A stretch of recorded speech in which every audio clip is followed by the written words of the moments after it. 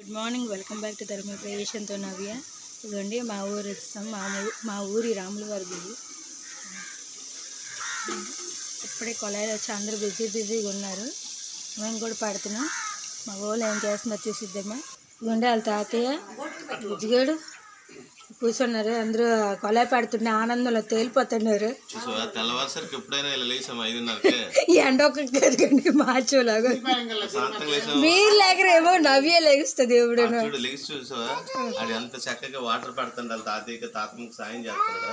చూసి వాళ్ళకి ఒళ్ళు కూడా పేకదు. ఇప్పుడు వాళ్ళిద్దరు పడుతున్నారు. వాళ్ళ నాన్నమ్మ ఏం చేస్తుంది చూసిమ్మా. ఫేవరెట్ టీజీ పెడుతున్నారు. ఏమత్తయ్య ఇంకోండి అందరికి ఛాయ్ చేస్తున్నారు. పండుగతో రెడీ అయిపోయింది. మా అమ్మగారు మా అత్తయ్య మినప ఉడియాలకి మీదకి తీసుకుని వెళ్తున్నారు. మేడ మీదకి. ఇప్పుడు నా కొడుకు మాత్రం ఒగ్గట్లేదు. డోయి మాత్రం ఒగ్గట్లేదు.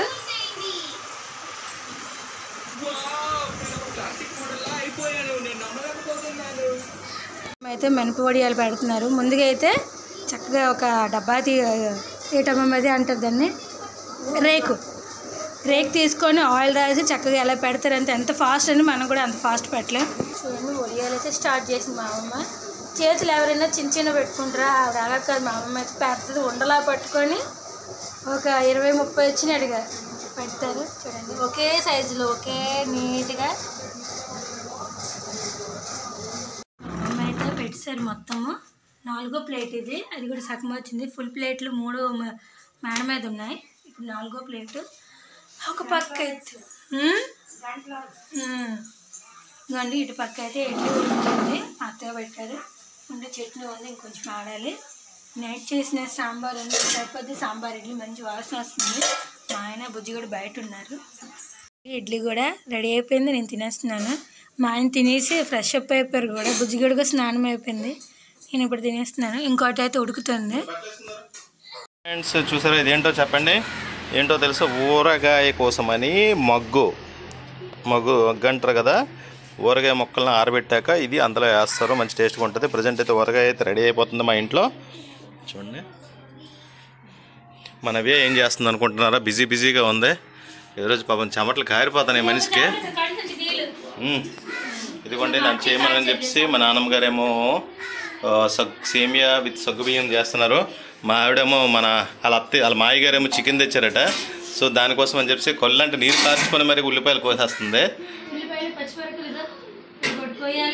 ఓకే సో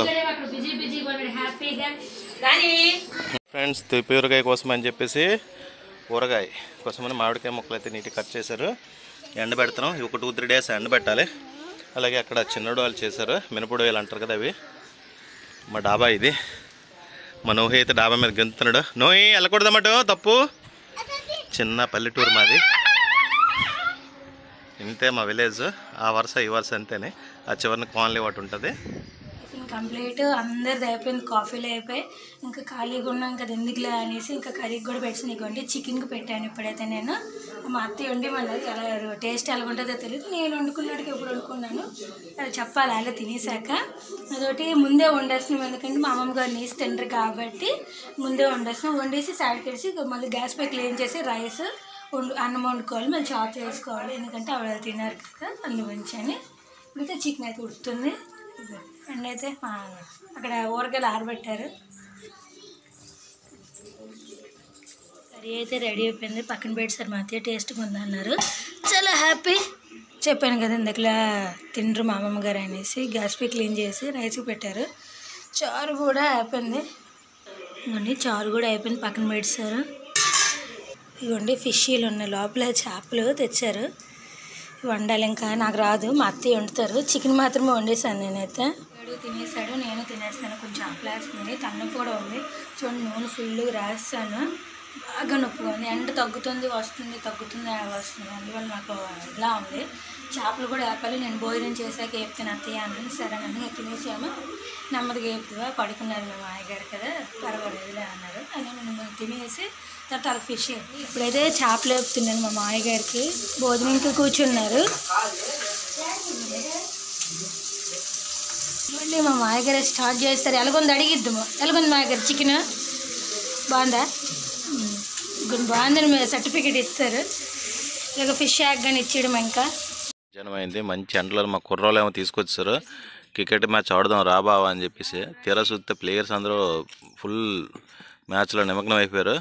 బెట్ లేటర్ అని అంతే పని న్యూడిల్స్కి పోటీ అట. చూద్దాం, మనకి ఎటు పక్క అయినా న్యూడిల్స్ వస్తుంది హ్యాపీయే. మన రెండు పక్కల మనం ఉంటాం కాబట్టి